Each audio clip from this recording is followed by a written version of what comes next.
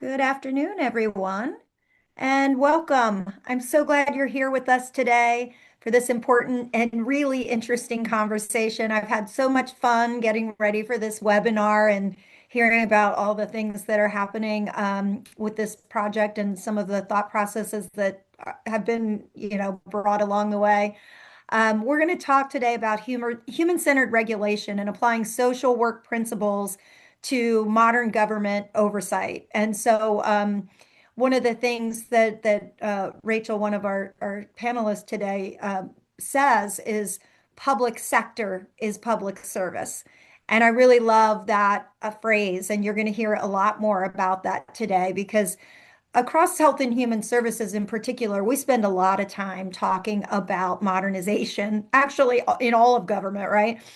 We talk about technology and we talk about policy and compliance and automation and interoperability, transformation. That's a big one. We hear that word a lot. And so one of the things we don't talk enough about is practice.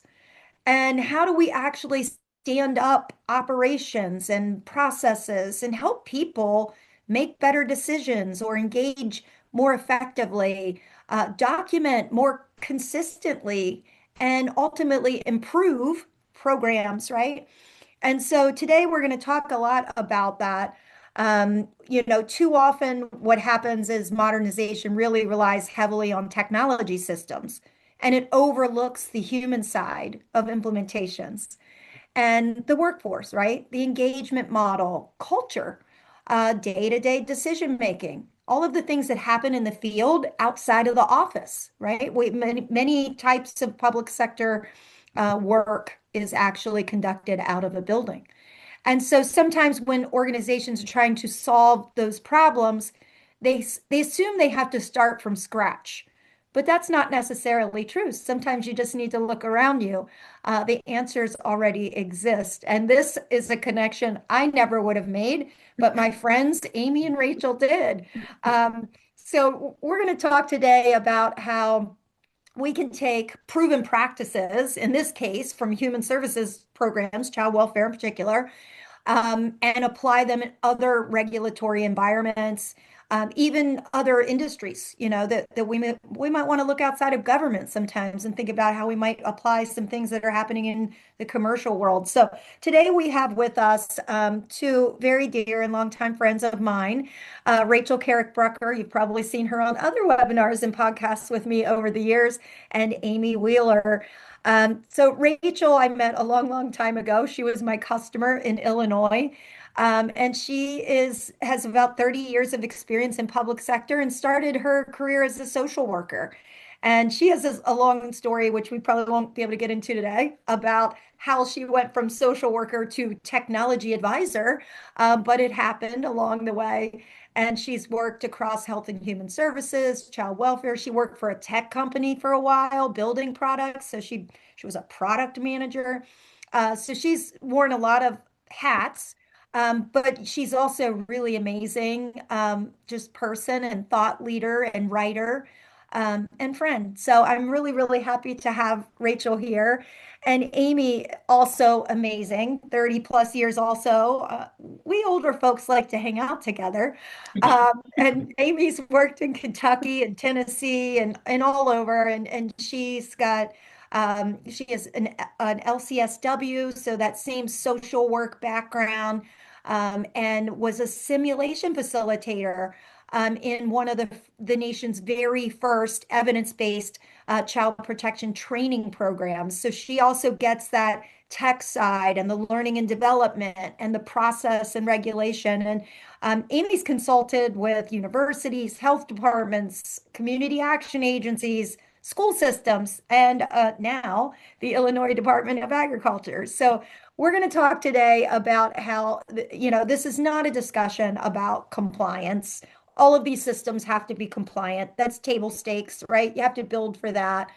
But it's a conversation today about how we build systems of practice that do support both accountability, but also human connection. So that's what we're going to get into today. It's going to be fun, maybe a little mind-blowing. It was for me.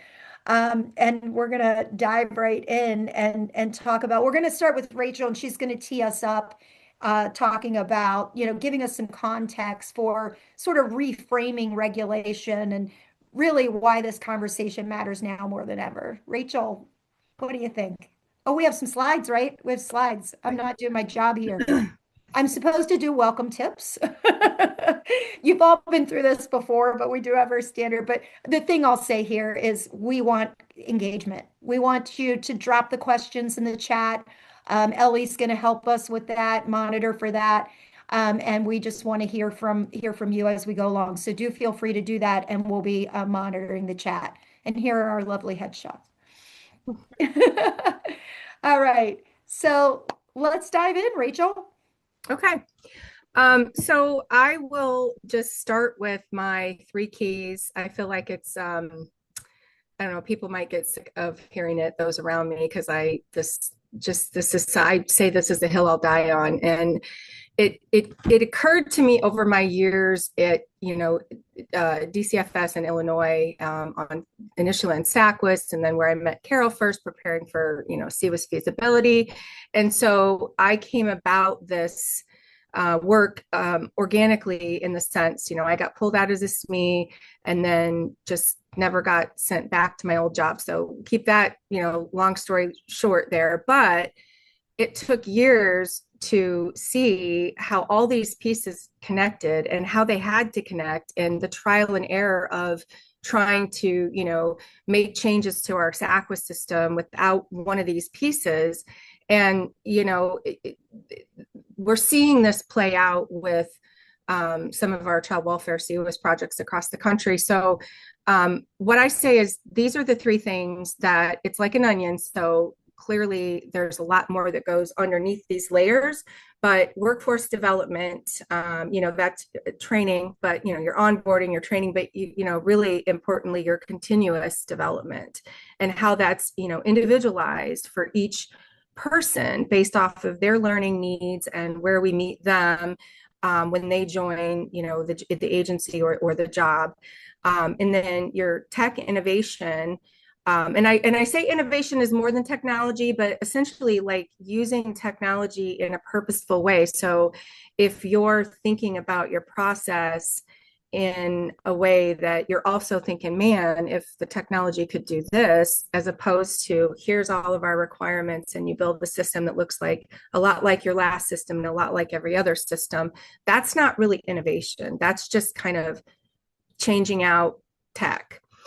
So your tech innovation, is really informed by your process and your practice, but then it's cyclical, because then your enhanced practice ultimately becomes the culture, right? So it's not just, we've got these new, this new legislation, or we've got policy changes, and now our practice model is going to change. I mean, that's going to happen, but it's how you apply those things in your practice culture, and then how you can enable technology and other ways to innovate that. So I say these three things go together: building and supporting a strong workforce, equipping them with the best tools and technology. And really, we have to take a real strong look at, have we done that over the last 20 some years from SACWIS to CWIS? And then in other sectors, whatever their systems are we equipping them with the best tools? Are we giving them, the really cool things that we have in our personal life, like a Target app that, knows what aisle I'm in when I'm there so I can find something? And then continuous and collaborative program and practice development. And that's huge too, because it's not just like the practice model for like the caseworker unit or the, child protection unit. It's the whole collective practice model. And when there's not continuity sewed into that in the very beginning, then it becomes more conveyor belt. And we see, on technology projects, we often start at what I call the front door, like the intake. And then we have, the projects that get off the rails a little bit, or they take longer than we thought. And then the people down the line, your caseworkers, are waiting for a really long time to get technology that's going to help them. So continuous and collaborative is more about starting with all the key players from the very get-go, and not using it, not having a implementation plan that's like, okay, we're going to do this piece now, we're going to do this piece now. If that makes sense.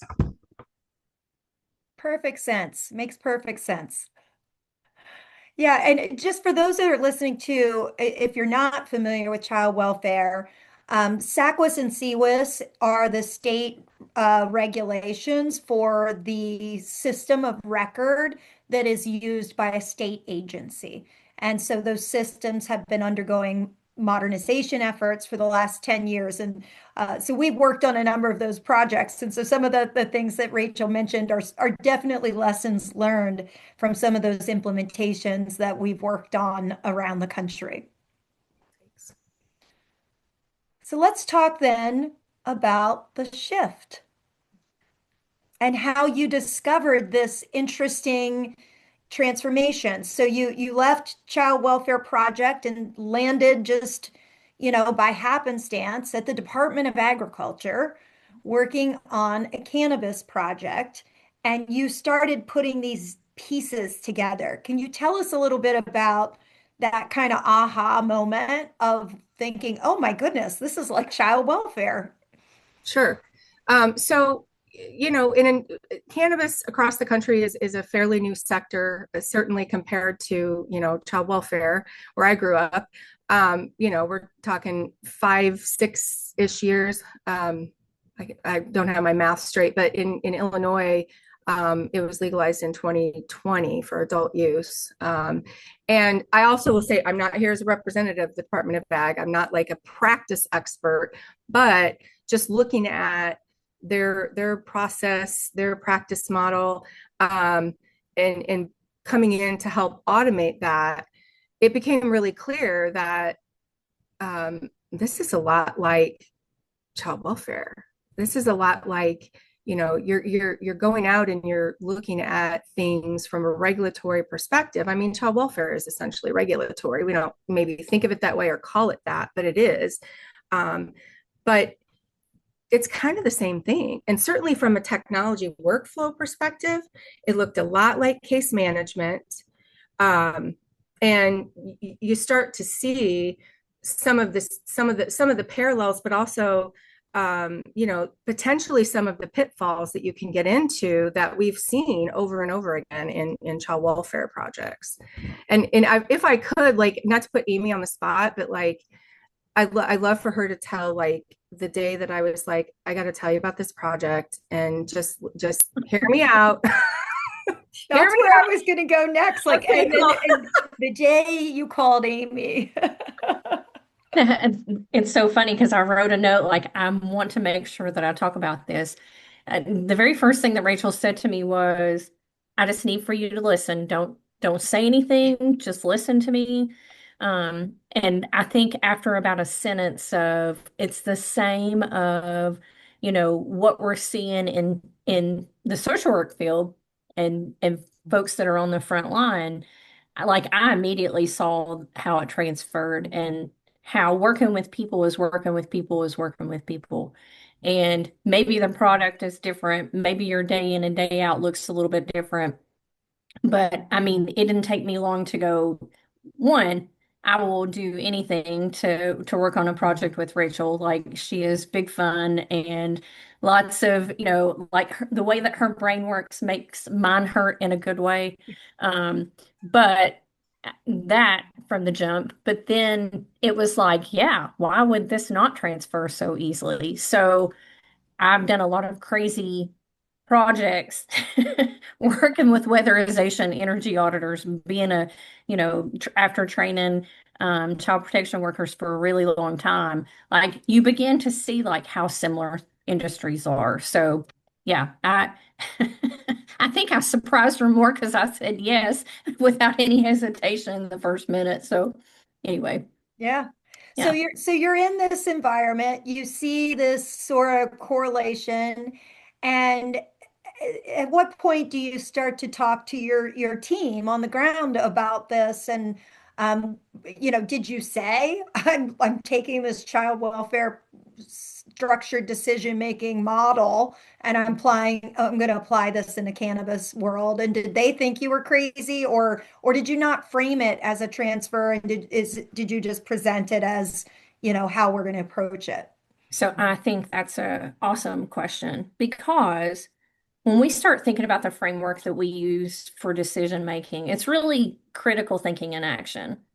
And so we're not taught how to think critically. I often say, like, I can remember being that kid in a university classroom when they're like, use your critical thinking skills. And I'm sitting there like, please don't call on me because I have no idea what that means.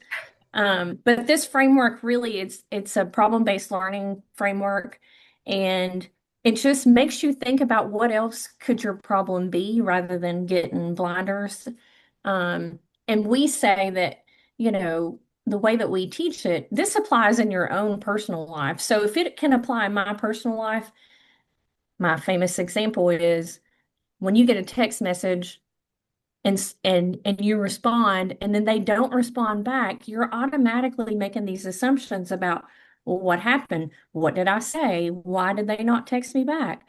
And our brain is off to like just off to the races with all these different stories that we tell. Thank you, Brene Brown, about what else we don't we get like focused on I did something wrong rather than maybe their phone died or maybe they got a phone call or we get really hyper focused on one thing. And so this decision making process really is about slowing your thinking down and thinking about the possibilities and where your bias comes from. That's a really important thing and how that impacts how we do our decision making. And then it's a grocery list of what I need to do next to get to where I need to be. So that transferred really easily because we use it in our personal life. And when I say we, I mean the team that I've been used to working with. Like it just becomes second nature, which is why I think that it's amazing that we're able to like expand this and bring it to other industries. That Yeah. was a really long answer. Sorry, Kim. That's okay. I love it. How about the leadership team there, Rachel? Like, I mean, this is how you're introducing these concepts to your broader team. What did the leadership, did you present it to them first and say, hey, I want to share this model with you and see what you think about that?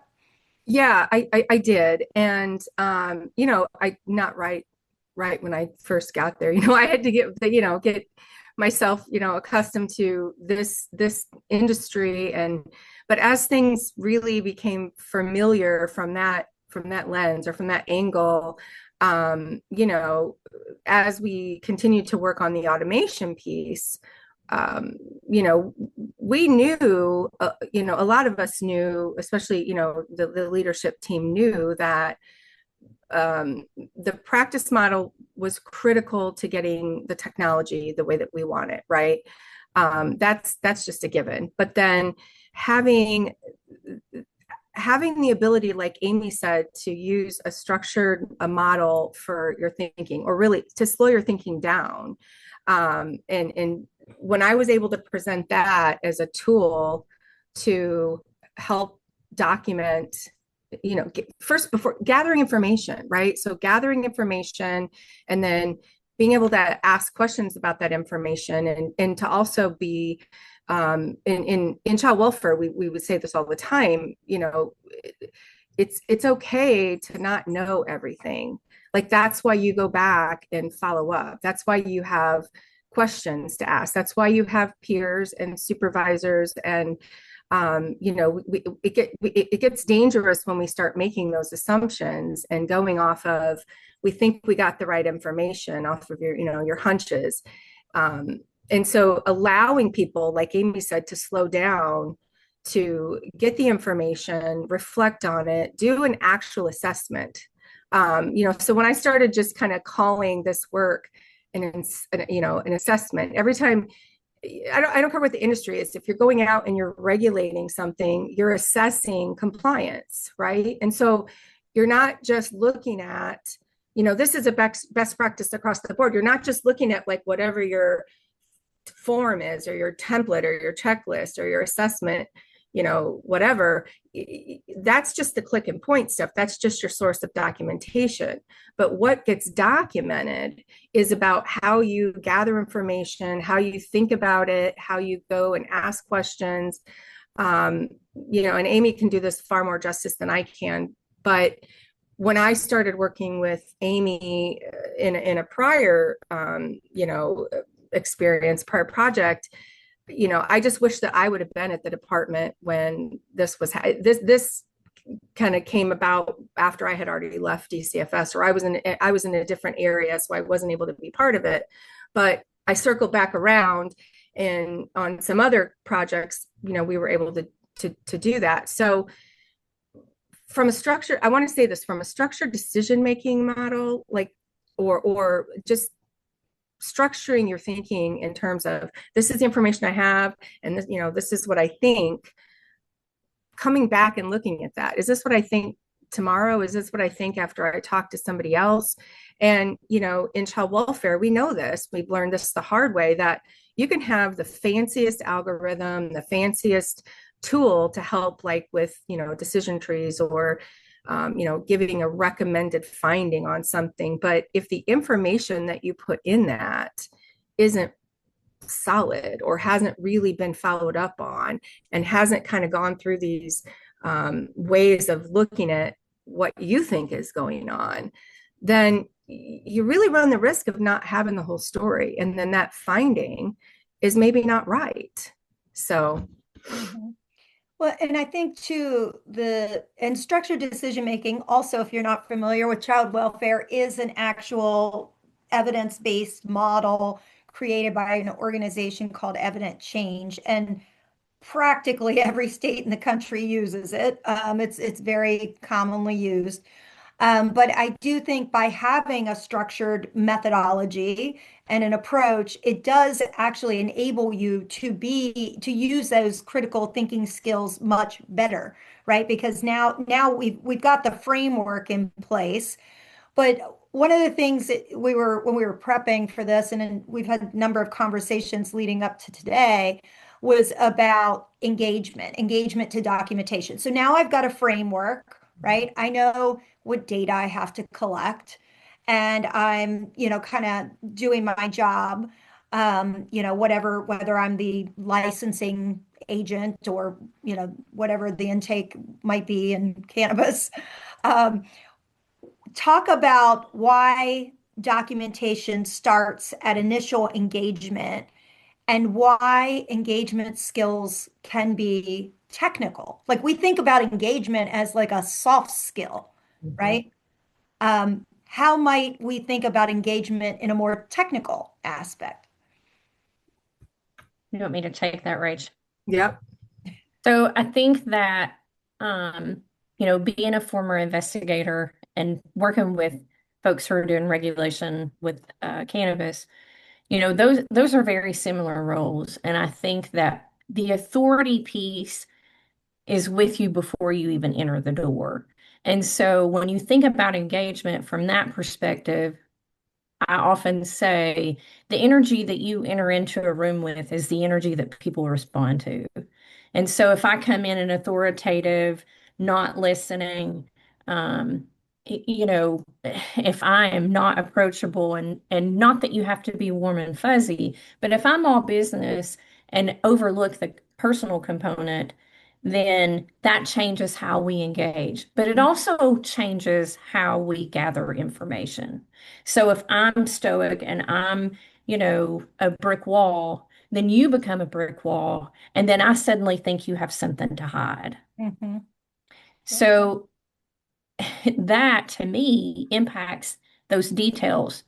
If you're writing down an interpretation through your lens, which comes from our experience, our bias, all of those things that we talk about, then my documentation may not be accurate. And one of the things that I think has come from this conversation that I believe needs to carry through on the human service side is, Rachel talks about defensible documentation.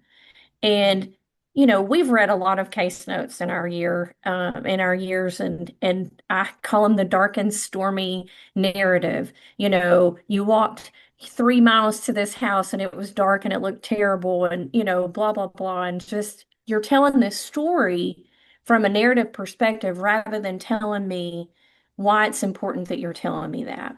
Mhm. And I think that, anytime that you're reading, whether it's for an assessment so that anybody can be able to pick it up 3 years from now, hopefully we've done some good work and they don't need to go back, but we know that that's not logical. Um, that they have this true picture, an accurate representation of what was going on rather than our inference, or rather, how we interpreted what that encounter was about. Hmm. So that to me is the important piece of like being able to streamline that into the facts. The example that I give is we often see documentation on the social work side that says, well, I know they were upset because they were crying and or they were sad. If I'm crying, you better watch out. Yeah. That's a whole different connotation about why, I get so mad that I'll cry. So to me, that's the piece that it's about interpretation. We can't equate our experiences to what everybody else does. So Hmm. I hope that answered the question in a Yeah, it way. did. Yeah, I mean, like a couple of reactions there is, I think that what you were sort of saying too is like building rapport can actually improve those compliance aspects. Like if I come in as an authoritative figure, as you described it, immediately I'm going to be defensive, and maybe I'm withholding information because I'm afraid if I say the wrong thing, you're going to not give me my license, or in child welfare, it could Take be my even kid. worse, Yeah. right? But also, like, I feel like we have to give people the benefit of the doubt because government regulation is very complex, whether it's child welfare and cannabis regulations, very complex for anybody that's not familiar with that. There's lots of different kinds of licenses, and each license has different requirements. And it's a new industry, as Rachel pointed out, so there's just a lot of misinformation. So I very well just might not be well informed about what I need to have or when I need to have it or how I do things. It doesn't mean that I'm hiding something. So if I'm building that rapport with whoever I'm, working with, and I'm helping them to understand the process, they're going to be more forthcoming anyway because they see I'm there to help them actually, right? And so my intent is different because if I'm putting forward that intent of help versus an intent of authority, it's very different in terms of how we engage with each other. Um, I just wanted to say too, it's building trust, right? yes, So yeah, building trust ultimately, you know, and I'm so oversimplifying this, but building trust ultimately gets to safety, yeah, in welfare, safety and products in this industry in cannabis. But and you're going to balance, the level of authority with the ability to engage and collaborate with someone. That's part of it too. But because some you have to have the hard conversations sometimes. But when you build trust, people are going to be more likely to ask questions if they don't know something, be more forthcoming with information and be part of that assessment process so that, it almost becomes like a mentoring type role where, we're teaching whatever the industry is like, we're teaching our our clientele, the families we serve, we're teaching them what they're needing, what they have to be accountable for from a compliance perspective. Um, but we're also working with them to help them, remain, be compliant, remain compliant, get their kids back, whatever it is. hmm, Building that public trust piece is huge. yeah. And Amy she touched a little bit on tools a minute ago, and that made me think too about just how AI, like, I don't know if I'm ever in a meeting to these days when it doesn't come up once, so there it is. But when, you think about like, what might this look like not even a couple of years from now, 6 months from now, right? The use of AI in capturing data and capturing engagement. There's some good in that and there's some bad in that, right? In terms of how we engage with people. But also, I think for me, the goodness is structured decision making and models like that. Um, it makes it sound very decision tree like. say yes, it's this. If you say no, it's that. If then else kind of stuff. But the reality is, anytime we're working with people, it's there's a lot of nuance, there's a lot of layers, right? And so, how might like journaling and observation tools help in this regard? Like what does that look like today? And do you see tech being an enabler to make this better, or do you think that's a distractor? Hmm. I definitely think it's an enabler from, the lens of being able to document things as you go. And I'm not talking about these lengthy, comprehensive notes, that has everything like, in child welfare, we would say it was our social worky lingo that we really would write for ourselves and not for families, because that's not how people talk.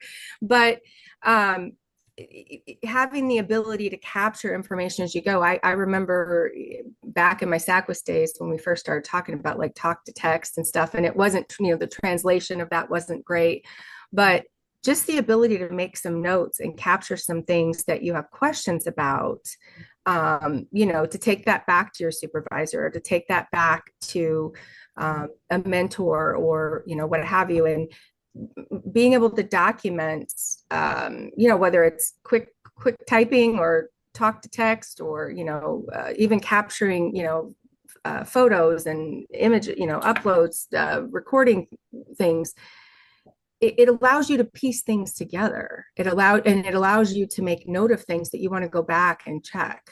Mm-hmm. Amy, Yeah. were you say something? Well, I was just trying to think about how I don't know that it's a decision tree in the true regard of this framework is more about identifying the facts versus my interpretation of it.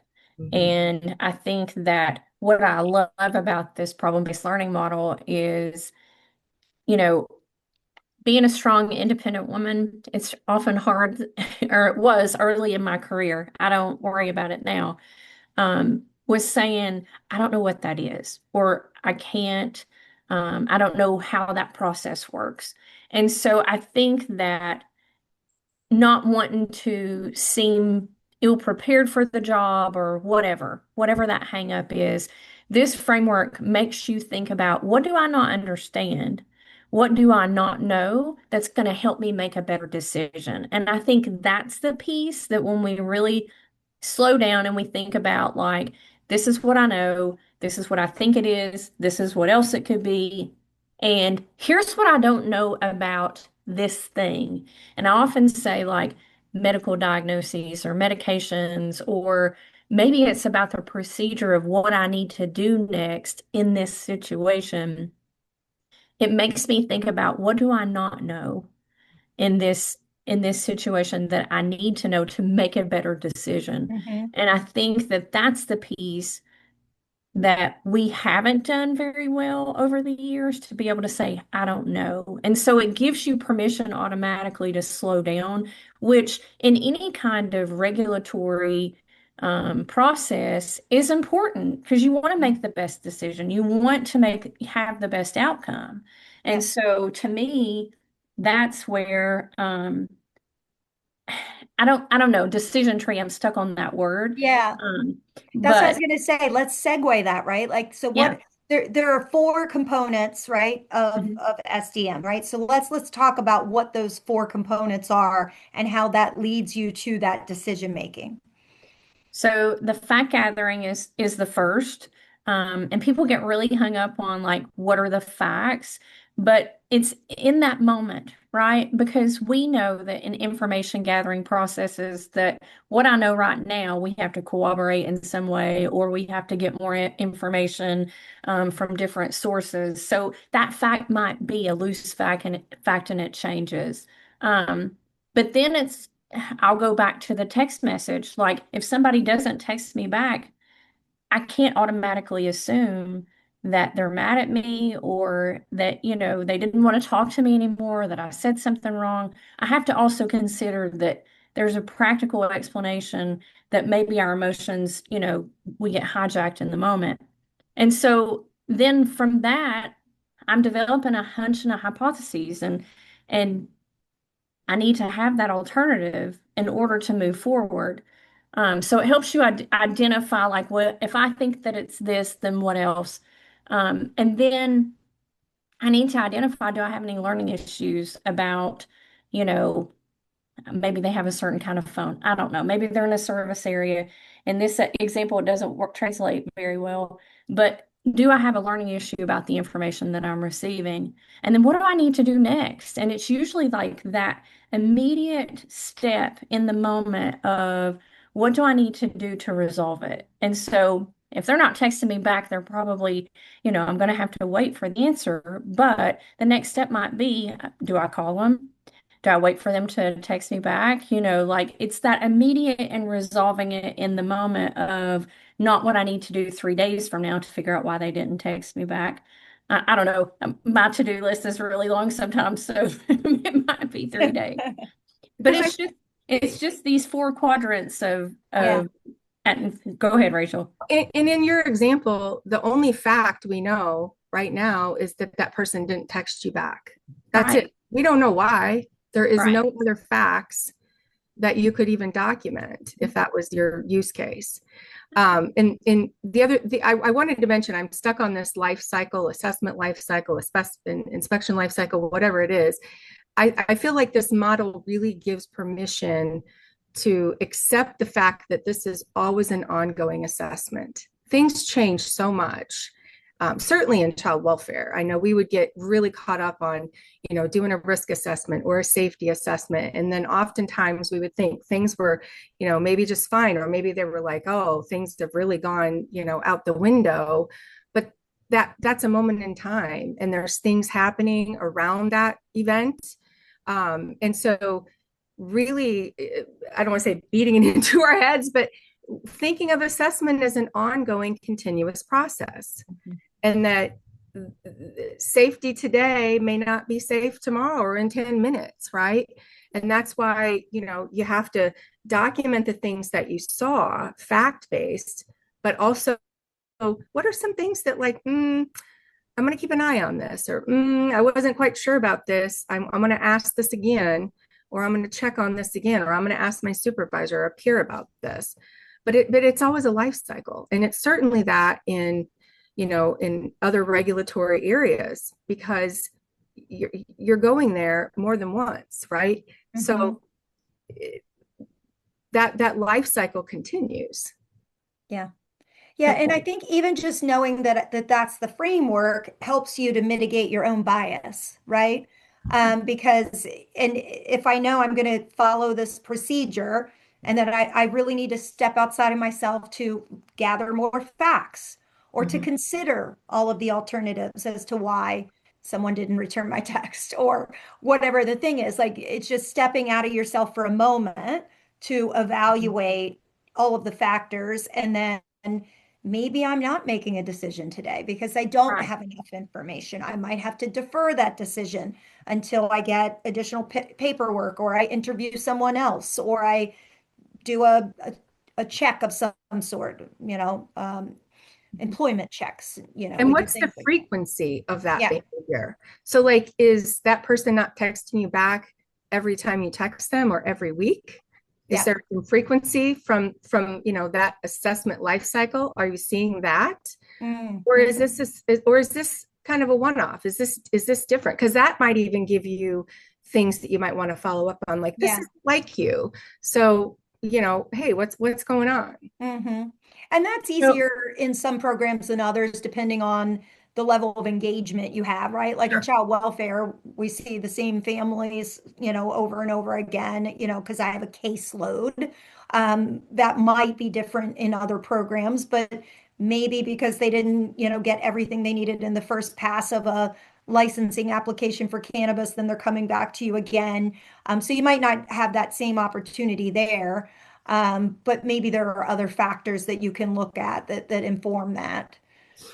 So, Um, But I want to go back to that for just a second. Something that you said, Carol, about weighing these options of like trying to gather information and not having a bias. I think that we get really cynical, and well, anybody that works with people day in and day out. Like we get tired, we get overloaded. Um, and I think everybody on this call can identify with that in one way or another. But when we're thinking about, these interactions that are primarily negative, like working with child welfare, we get hung up in this expectation because I've been there, done that. I think every situation is like that. That's not fair to our families, Mm-mm. but it's also, not accurate. And so what I really like about creating the alternatives, for what else could it be, is that typically what else could it be? If I'm thinking about this phone situation, it's much easier to say, did you have an issue with your phone rather than do you hate my guts and you didn't talk Right, to right.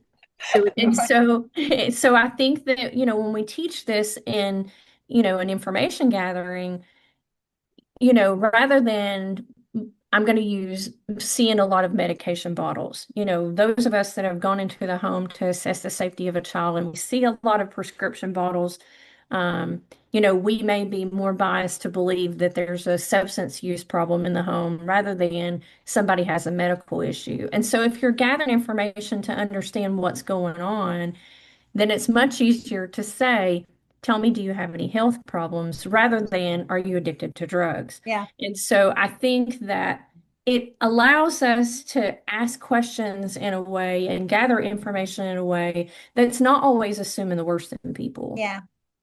Well, that's getting back to strengths-based approach that, certainly in child welfare we've moved to in the last decade or more, which is much more comfortable, for everyone. And also, just like you said, like half the time it's not accurate. I use food as another example of that, when uh, you know, there are days if you looked in my refrigerator, there's not a whole lot in it. And it doesn't mean that we're not eating, right? But assumptions are sometimes made when you live on different streets or you come from different environment. And that's just one example of bias. Everyone has bias. But if we make sure that we're conscious about things and we have a framework in place, it helps to mitigate that on a very, present level. Exactly. Okay, let's talk a little bit about, and I'm not sure if I'm probably way off on moving your slides, so I apologize for that. The three of us get to talking, and we just like to talk about all these things, and there's so many aspects to this. But let's talk a little bit about like how now that you've been implementing this and using this model, and your teams are engaged, and how has that affected the culture of the team? How they're ready to go do this work, or how do they feel about the model? Rachel, you want to speak into that? I think I joke, I call it the pardon our dust. We're building. Like this is an industry across the country that's building, compared to child welfare, where we have, decades of, laws and consent decrees and things that, kind of cloud up our vision of where we can go with practice. But this is an industry that's newer. And so they're operational because they have to be, but they're also building and strengthening. And so through that, you got to make it fun. So it's a really, people are engaged. I mean, I would say that, probably no different than any other um, sector or agency. Change is change, right? So there's that aspect, but somewhere that, is newer and they're still building things. I think it's a more collaborative way of doing that work. And certainly, I mean, props to the leadership team. I mean, that's certainly the culture there. Mhm. And the pardon our dust comes from the, hey, we're still, you know, we're still in construction mode in some ways. Like, we've got a place that we can, a house we can live in, but we're still building rooms and we're still, adding things. So that, again, trust, right? So building that trust, it's the parallel process of, if we're building trust with citizens, customers, families, we're also building trust with your team. Like it's all the way down, top to bottom, bottom to top. And you know, I would be very intentional with any kind of a practice model or training to have those exact same types of, you know, the ways you document, you know, building in the prompts and the thinking around, you know, what Amy was talking about with problem-based learning. That applies all the way down to, you know, if you're learning it in training and you're using it to you know, have debriefs with the, you know, new staff, or, you know, you're using it to help gather information about what they're learning, then they're already learning to think that way. They're already learning to document that way. And then that really translates to how they interface with the public from a regulatory. Before you get too much further, I want to go back for a minute. Okay. I think that, you know, Carol, your question was about, you know, how are they responding?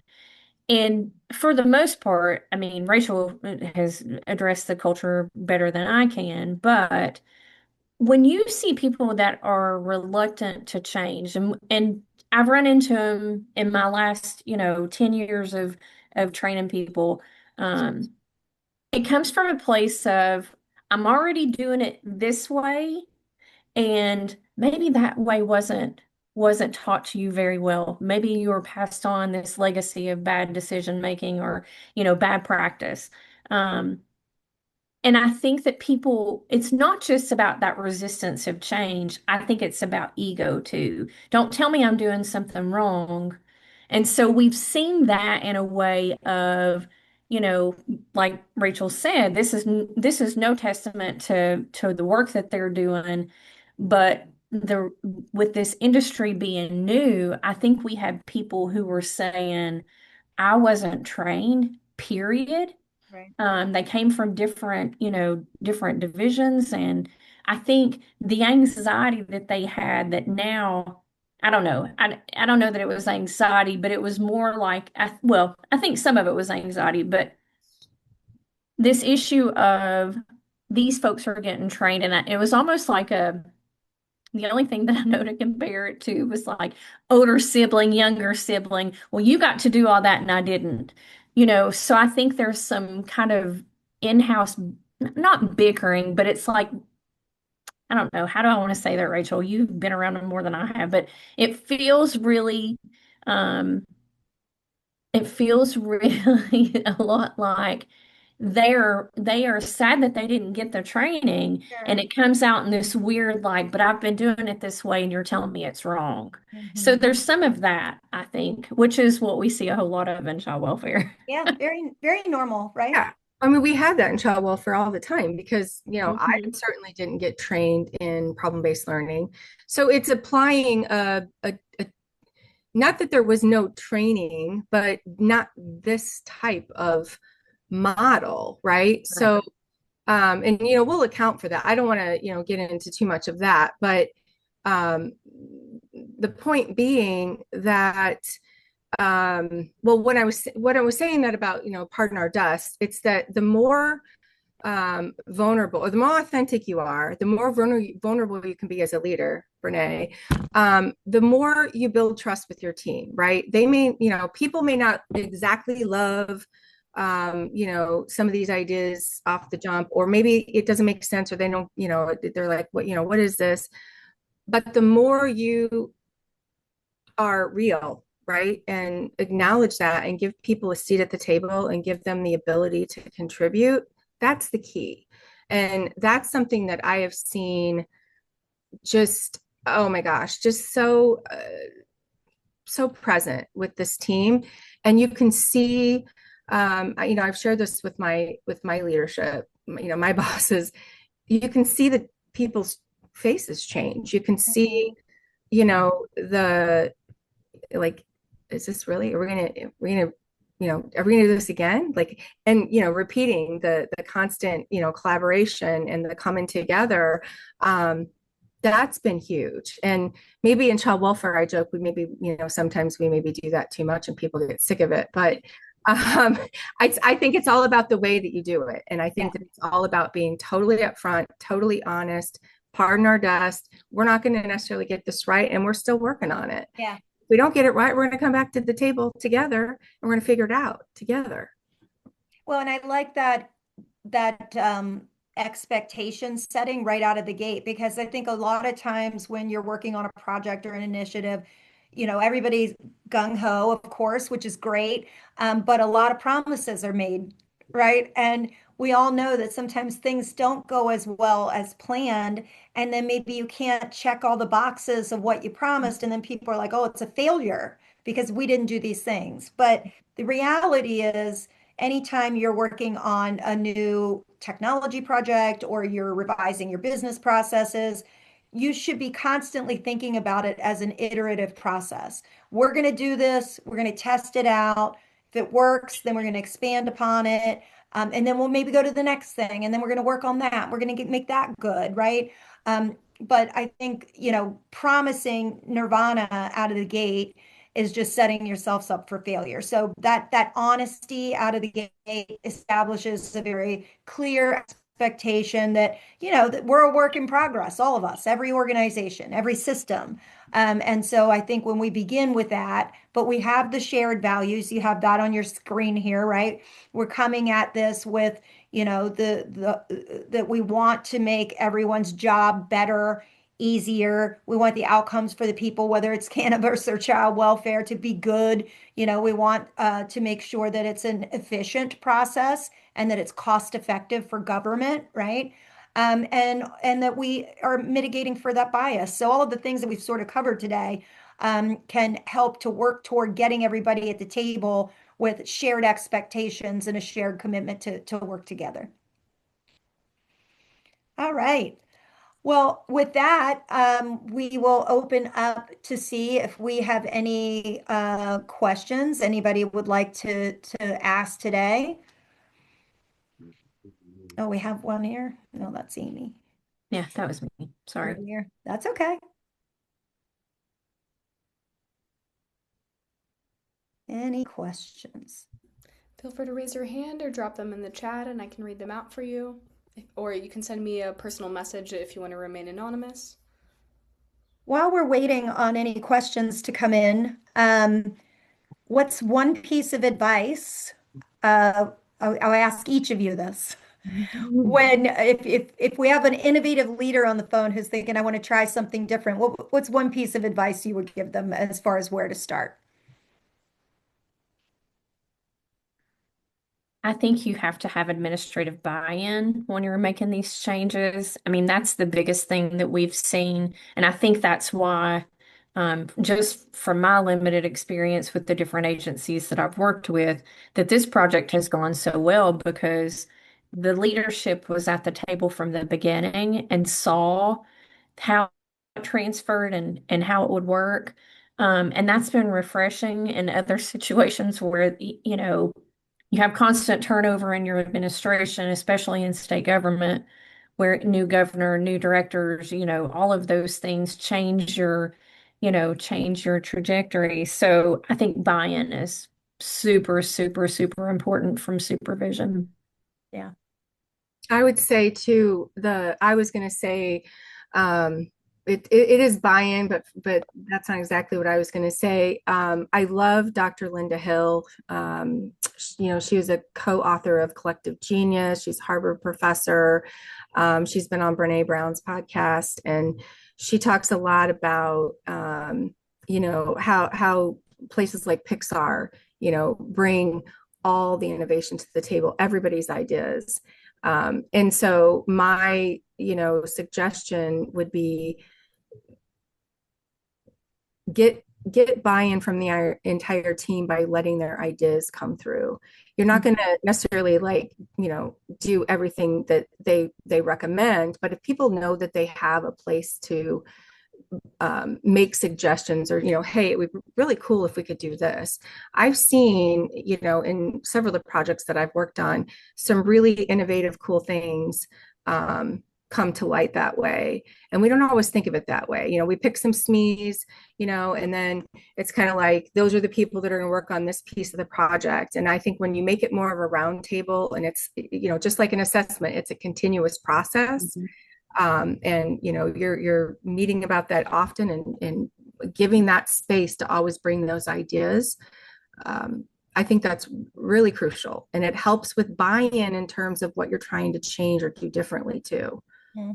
Yeah, the co-design idea. Because otherwise they're just going to be like, yeah, here's how we do it, here's the process. But if you let them imagine what it could be and to really contribute, that gets back to safe spaces and, cultures of safety and things like that too. But I just inviting creativity and innovation, and there's no bad idea, and, all of that, it can make a huge difference. And getting those early champions for any kind of change will enforce or encourage all of the other folks to buy in as well. They're going to buy in from their peers much quicker than they will buy in from a consultant or, someone even at a higher level within the organization. And having that continuity of the different disciplines at the table together too, like Yes. the conveyor belt, but the people that, I kind of the baton passing, like you do this part and then we have a meeting and then we hand it off to you, like in for casework.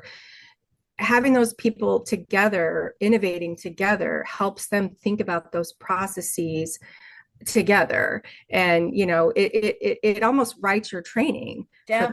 From a technology project, it almost writes that for you, because you're bringing that continuity in from the very get-go. I always think about that too with child welfare, because like we used to, when you're having a systems project and we were talking about intake, we'd bring the intake people in and just talk to them. And I'm like, we should bring the investigation people in and talk to them, because they're the recipient of that work downstream, right? Like what would make what would make the intake process better for the investigator? So I was like, we should almost work backwards, in some ways. Yeah. Excellent. I call all of that cross contamination. Yeah, that's our joke. We call it cross contamination. Love it. Love it. Well, I want to thank again everyone for joining us today, and a very special thanks to my friends Rachel and Amy for being here today. And they're both HHS Connect partners. So we'd love to share more with you about HHS Connect and what we do. We have a lot of more webinars and things coming up, lots of different topics and really fun things. But it's been really great to have your expertise and your perspectives on what it means to really build human-centered systems of practice. And it just was so interesting to me when you first mentioned this concept of taking, something that was very much child welfare specific and applying it in a entirely different industry. So, I think what we talked about today really reinforces that modernization is not just about technology implementations or policy compliance. It's really about people. And knowing both of you, I know that that's really important to both of you in your hearts. So thank you so much for sharing all of your work, your experience with us. I have no doubt you're going to continue to go do really amazing things there. And in terms of our audience, we appreciate you taking time, being part of this conversation. I hope you got something out of this today that you can take back and apply. If you have questions and you want to reach out to us, you can certainly do so. You have our web address. You should have our email address from receiving the invite. We are all over social media. Ellie runs our whole show and makes sure everything's out there. You will get a link to a recording from this event. And we have a YouTube channel so you can see previous topics as well if you weren't familiar with us prior to today. And then you'll also get a survey. And so we really appreciate your feedback on that survey so that we can continue to bring you informative and innovative programming. And thanks again. I hope you all enjoy the rest of your afternoon. Thanks, everybody. Thank you, Thanks, everyone. everybody.